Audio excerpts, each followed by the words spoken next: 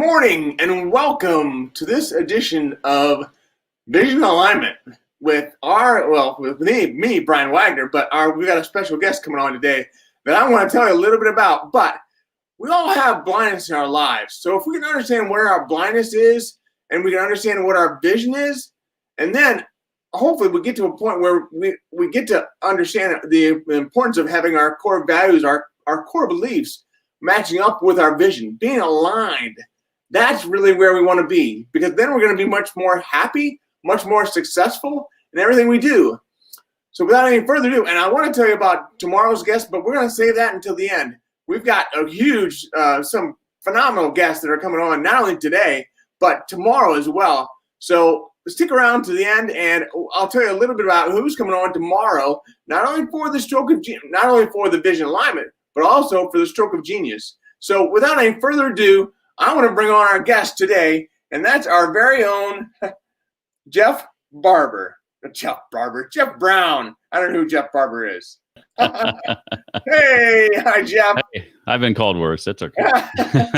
How are you?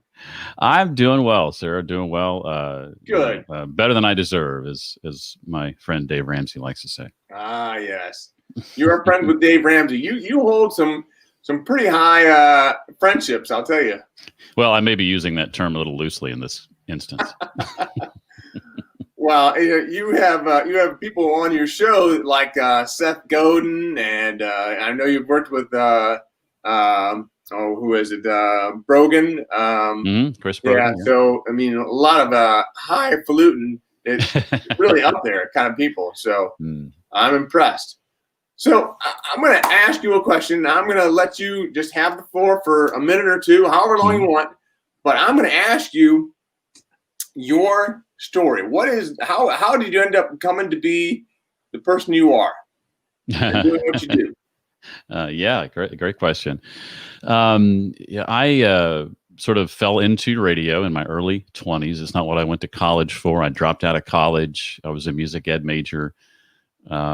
Decided I didn't want to be a music teacher and dropped out of college, and was kind of trying to figure out what else to do with life, and had sort of tinkered with maybe doing radio in high school. And as a kid, that's fascinated me. So I kind of offered to do anything I could do, sweep the floors, whatever, whoever would hire me, I would do anything they needed done. And so I got my first radio job and did radio for 26 years up until 2013. And then I worked in the music business briefly for a time during that span in Nashville, Tennessee, leveraging my radio background to do that, and doing radio promotions at a music or a record label, promoting our artists' singles to radio and that sort of thing. And then the last station I worked at, I was at for about 13 years, and there sort of was a sea change, a restructuring, reorganization, and I was a victim of that reorganization, me and a couple of my colleagues. That was in June of 2013. And the date of that being let go, June 17th, was 2 days before I was to conduct my first interview for the podcast I was about to launch. So I went ahead with that. I thought, wow, it's going to be even easier to interview people now that I don't have a job than it was when I did have a job. So that was the silver lining there. And I began doing those interviews, and almost a month to the day after I got let go, I launched the Read to Lead podcast, and kept my head above water financially, just working a side hustle that I'd been playing with for about 2 or 3 years up until that time. And about 7 or 8 months into doing the podcast, I began to figure out ways to launch things or springboard things from the podcast.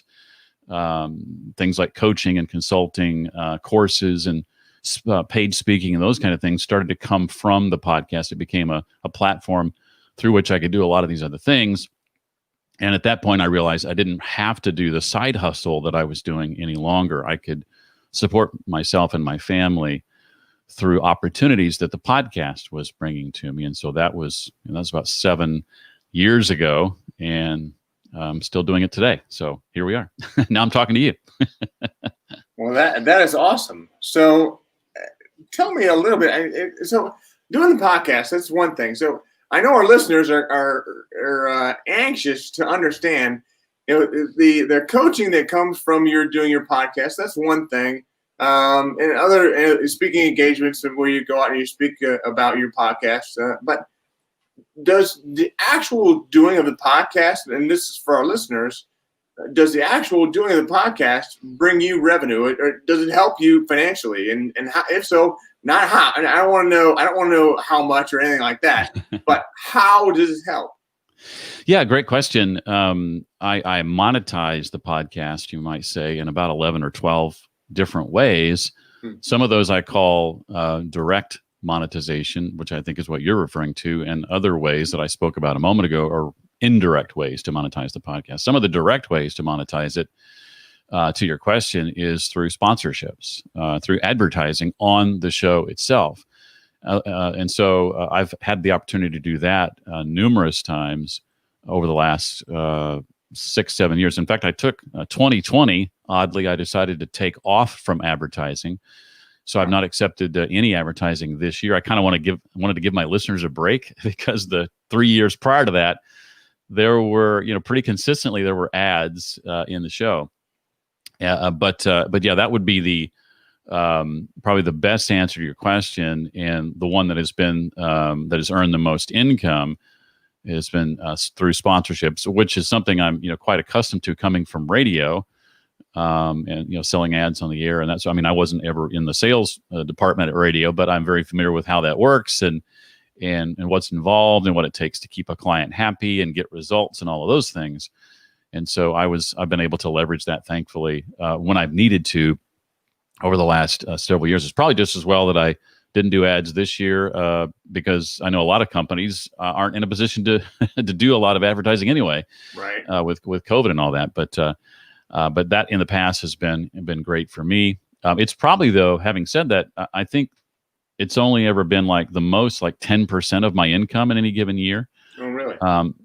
So I do a weekly show. If I did, say, a daily show, I would have more avails, as we say in radio, to sell, right? And I could make more money doing that. But I only want to do a weekly show, so I have 4 or 5 avails per month versus 30. If I did a daily show that I can offer, and so I could make that more of my income, or I could offer multiple sponsorships per episode if I wanted to do that. I have done 2 in the past in a single episode, but that's very rare. I don't like to do that.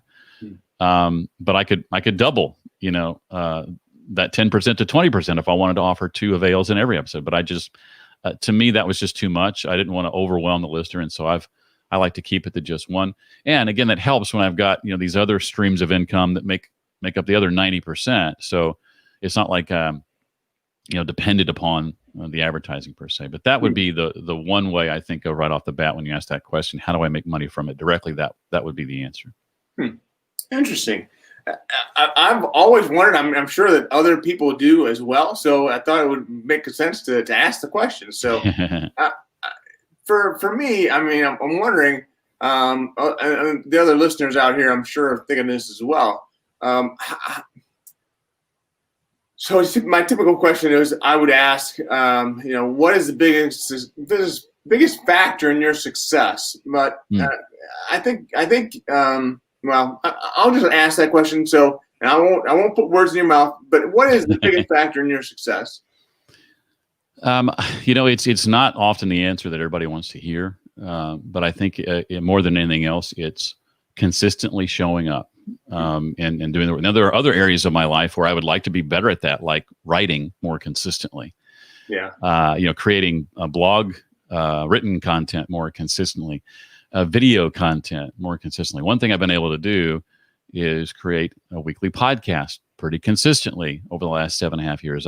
This month marks 3 years since I've missed a week. I wish I could say I've never missed a week, but wow, I can say it's been about 3.5 since I missed a week. So that consistency and being there week after week, as boring as that sounds, it is, to me, the key. And I would go a step further and say excellence with consistency practiced over time will serve you as well as anything else that you do. Podcasting in particular is what I would call, quote unquote, the long game. I think I was more fortunate than most in that I was able to begin monetizing it relatively soon after launching, within a few months. But for most people, who want to sort of hit that inflection point and see the numbers kind of explode, if you will, and begin to see ways to earn income from what they're doing, that's generally an 18 to 24 month process in the podcast space, I have found. So you can't. So many people give up too soon. Yeah. And when you do that, you miss out on opportunities that you never knew could have existed had you kept going. So 18 to 24 months. So I've actually been doing this podcast maybe 6 months daily. So would you say that I should still keep doing this for another year or so before I should expect anything to happen? Might be a little less, not quite as long for you, because you're doing a daily show. And so I think because of that, you're going to gain track. The window shrinks for you a little bit because you're creating content every single day. Mm-hmm. And I guess I should have qualified my answer previously. Those things I said were with the assumption that you're creating content on roughly a weekly basis, right? But if you're doing something daily like this, that window probably shrinks a bit for you. So that's probably not going to take quite as long. Yeah, so a lot of our listeners are understanding that they have live streams that they do as well. So I mean, they're either in my Mega Mind, my mastermind. It's called Mega Mind. They're doing this, and they're hoping to really understand how doing these videos, these podcasts, if you will, are going to help them in the future. So to help you to help them understand that it's going to take a little bit of time for that to happen, I think is very, very helpful, because we don't know when it's going to happen. We don't know when something great's going to come out of this, and we don't know what something great is. How do we define that? We're not always sure. Yeah. So one of my good friends here is going to start a podcast. This is Randy Chaffee. Randy is a great guy, and another one here that's coming up is Kenny, my friend Kenny. Gold Crusher himself, Brian. He's saying nice things about me, and I appreciate that, Kenny. Good morning, by the way. But these guys are gonna start doing it. They already are doing, these live streams, and to understand that it's gonna take time. I think it's really helpful for them to know that it's just not going to happen overnight. We need to keep doing this. We need to keep getting better. We need to keep trying and doing that with excellence, I think, is what you also said, and understanding how important it is that we just do it and make sure that we do it with some sense of reason and some idea that what we're doing is it's gotta help somebody. It's gotta be helpful for somebody. So thank you for that. I appreciate it. Yeah, you've got to build up a certain amount of goodwill and trust. Gary Vaynerchuk wrote a book years ago called Jab, Jab, Jab, Right Hook, and I'm a big fan of that particular boxing analogy to describe this process necessarily. But it's essentially give before you can expect to take. In other words, offer something to purchase. And again, I think for most people, that's probably an 18-month to 24-month process. I know even for me, even though I began to see opportunities to monetize what I was doing in less time than that, it was really at the 18-month point in my journey, for my podcast at least, where I really hit an inflection point with regard to growth in listeners. I really saw a significant jump during that time. What time frame? About 18 months in. Oh, okay. And it's continued, obviously, to grow from there. But those first 18 months was very, very slow as far as growth in numbers is concerned. But again, I think when you consistently show up, that in the case of advertisers and sponsors, that means a lot. They need to know that you're going to be there when you say you're going to be there. Your listeners begin to become accustomed, or viewers begin to become accustomed to you being there and count on you to be there. And that just shows that you're backing up your words with action, and that's going to draw people as much as anything else. Yeah, no, I would agree with that. It's a long haul. For you, I'm sure that the number of downloads you had is much different than the number of people that we have watching our live streams, because a live stream is much different than a podcast, and it's just it is. So thank you, Kenny, for that. Oh, so we've got some other people joining here. So my good buddy Mark Husick is joining, and he is coming in from Wisconsin. So thank you for that. And by the way, everyone, if you would put in hashtag live. If you're listening live, if you're listening on replay, put in hashtag replay. That'd be great. Share this video with other people. So share this around as much as you can. That would be great. So and to help, the whole idea is to help other people that are looking at podcasts and want to know what to do. In this digital world that we live in, and how important it is to understand that we still have a lot to do, a lot to offer people. So this is great. And then another question here from Randy Chaffee. So Randy says, my goal is to build my brand and bring value in my industry first. I can monetize later. Well, of course, that is okay also. But yeah, so does that make sense to you? Yeah, that's essentially what I was describing. My goal when I started was to build a personal brand around Read to Lead, around the podcast and the content that I was creating. And I had no idea how long it was going to take, or even when I started, if it's something that I would ultimately monetize. It was an experiment when I first started, and I had no way of knowing then that I would actually be able to pull it off. And so again, it just took that consistency and practicing, excellence, I like to say, not perfection. Those are two different things. Perfection is a moving target.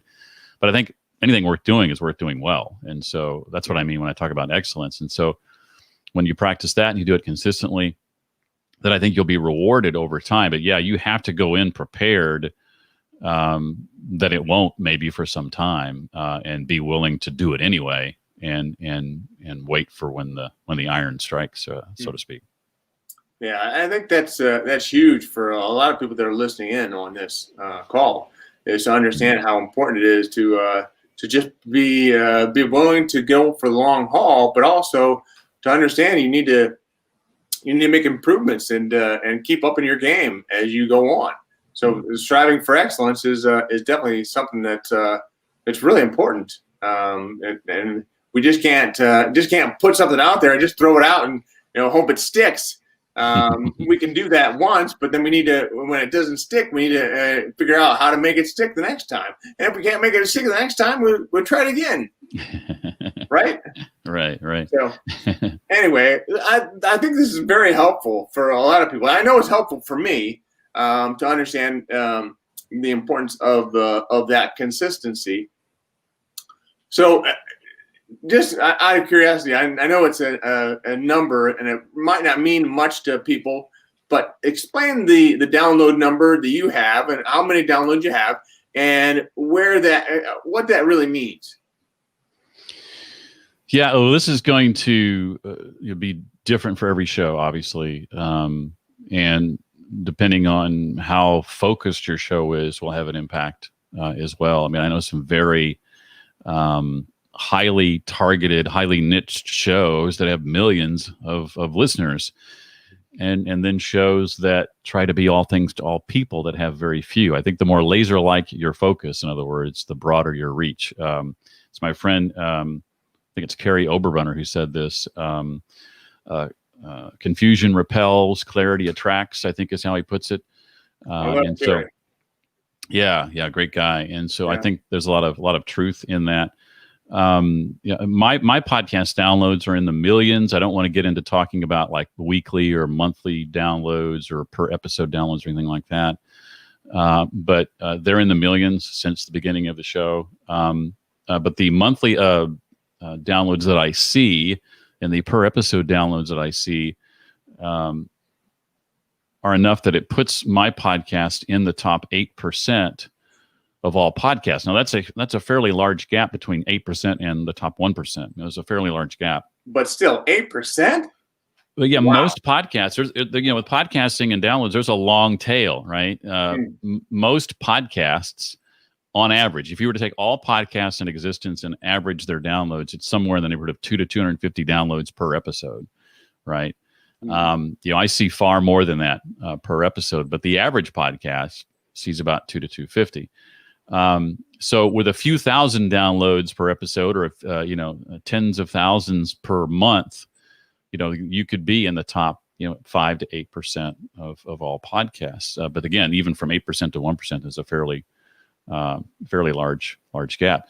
But even if you're in those smaller numbers, sometimes folks will start out and for the first 6 or 8 months they'll be averaging that 250, 300 downloads an episode and get frustrated for two reasons. One, because they're not seeing it grow beyond that, and number two, they look at 250 or 300 or whatever as not very much. And one of the questions I ask is, well, if you were to have an in-person event every Friday or whatever, and 250 or 300 people showed up, would that not be awesome?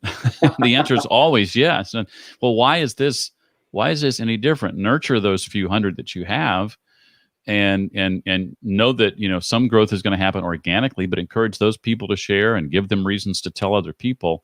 And again, consistency, and it will grow. So I think when it comes to downloads, a lot of that's really about perspective. I see in a lot of podcast groups on Facebook, people talking about their downloads and wanting to know how others shows are doing. And in the end, it just doesn't matter. It's apples to oranges comparisons all day long. So I like what John Acuff says about that. Don't compare your beginning to somebody else's middle. And I see a lot of that happening in regard to downloads as well. So you just got to know that you do you, and let everybody else take care of themselves. So what I'm hearing you say is, yes, you can get caught up in the number of downloads you have and the numbers, and that's important to understand the numbers, because I think it helps you to refine your excellence, right? But also don't get caught up in the numbers and when you compare yourself to other people. And it's something that's going to happen eventually. You're going to end up comparing yourself to others, but don't do that, and understand. Don't do that without the understanding that they're in a different place than you are, and exactly. They're in the journey of doing a podcast. They're in a different walk. Yeah, exactly. So, all right. Well, somebody else to join us here. I want to make sure I say good morning to our friend Eric Bam. Good morning, Eric. Mm-hmm. We got some great people on the line this morning. So the people that are joining us, they're all they're either doing live streams, or they're looking to do live streams, or they're actually listening to podcasts. So it's a much different crowd than what you may normally have. But I'll tell you that the value that you're delivering here with what you've done so far and all this has been very, very helpful. So I truly appreciate you being on. So we've got about 5 more minutes left. So I'm wondering if you could tell us a little bit about your day, your typical day, and how you succeed. What do you call success? Mm-hmm. And really, what has it done? Before we do that, I'll bring on a couple other people here and what they've had to say. So run your own race, Eric says. Mm-hmm. And then Randy says, great show, Brian. Thanks for the info. Got to go help a customer. Hey, what he needs. Well, that's good. Good seeing you, Randy. Thanks for joining. So, if you would kind of give us an idea of what you call success, and how do you start your day? How do you do it? Well, to me, I think it's important to set goals, written goals, and be specific in those goals. The SMARTER or SMART framework, or what Michael Hyatt calls his SMARTER framework, I think is key. Only when you set goals and you set deadlines can you begin to then sort of map out how you're going to get there, work backwards, begin with the end in mind, as Stephen R. Covey says in 7 Habits of Highly Effective People, and work your way backwards from there, setting milestones and progress markers for that journey along the way. So for me personally, I think there are, in all the people I've interviewed, I've done 347 episodes, I think, of the Read to Lead podcast.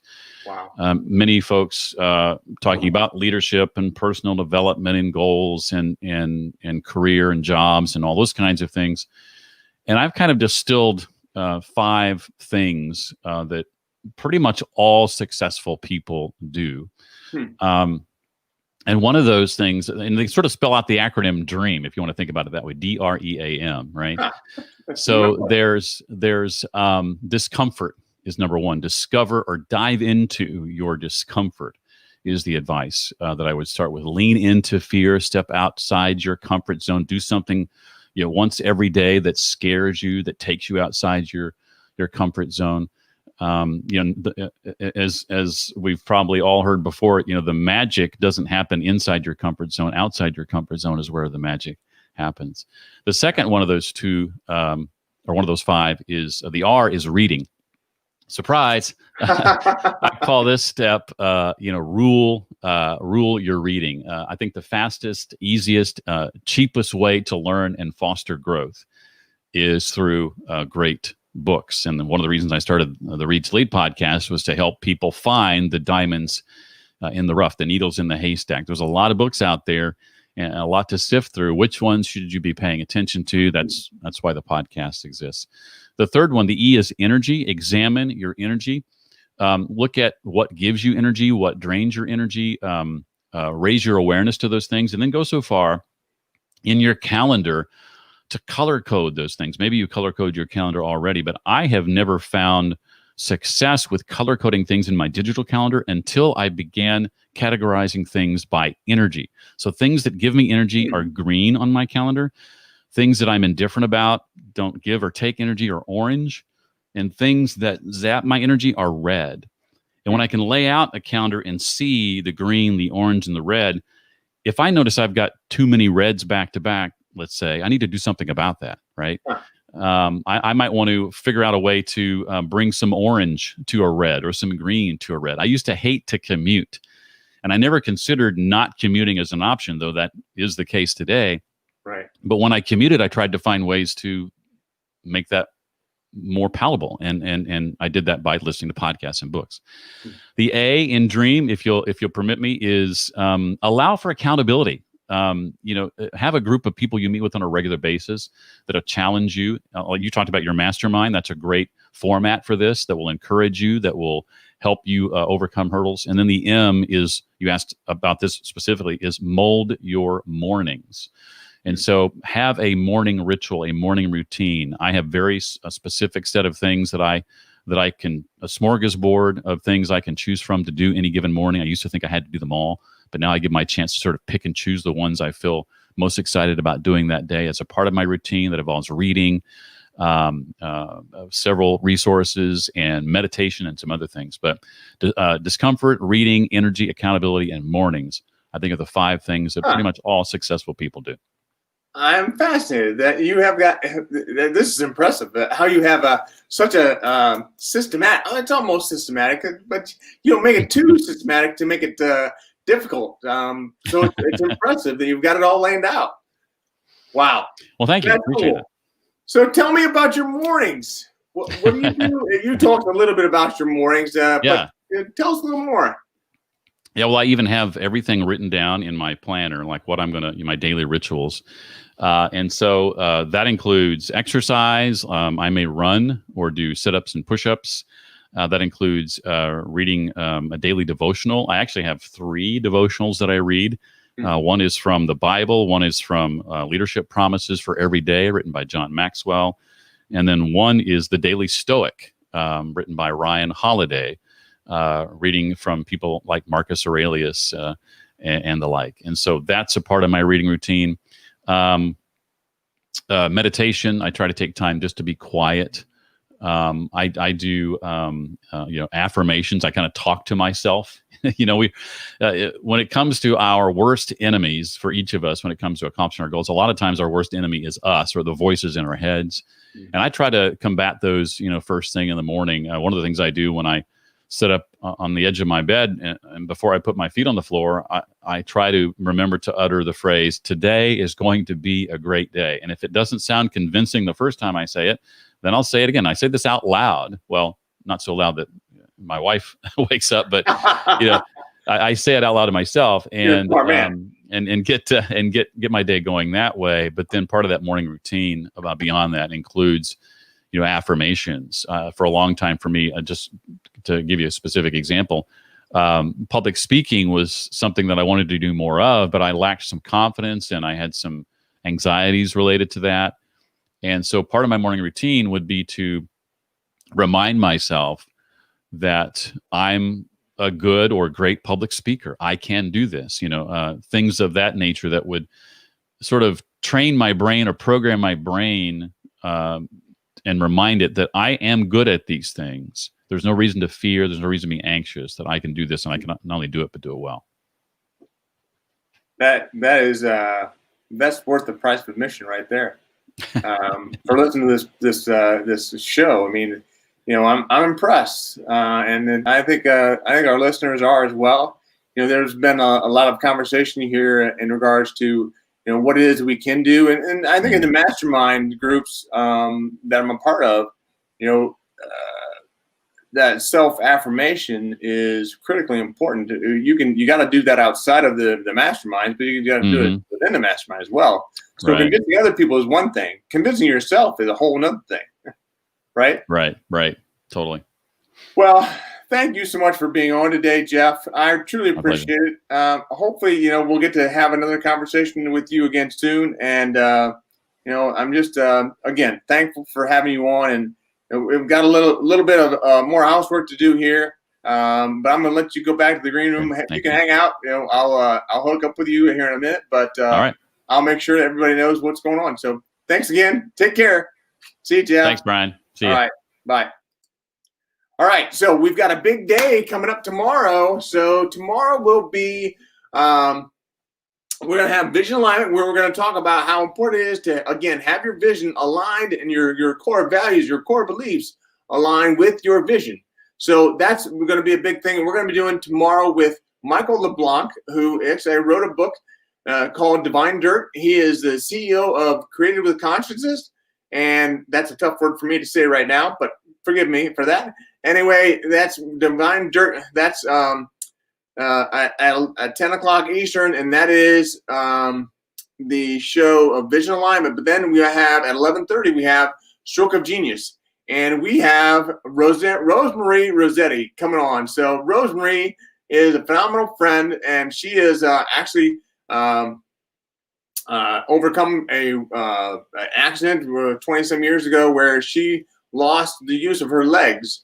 So just a great friend and just so inspirational to hear from. So you're going to hear from her, and you're going to get a chance to talk with her. So I can't wait for you to do that tomorrow, and it's just going to be a great day.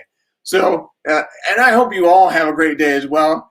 But as always, keep one eye on the road. Bye.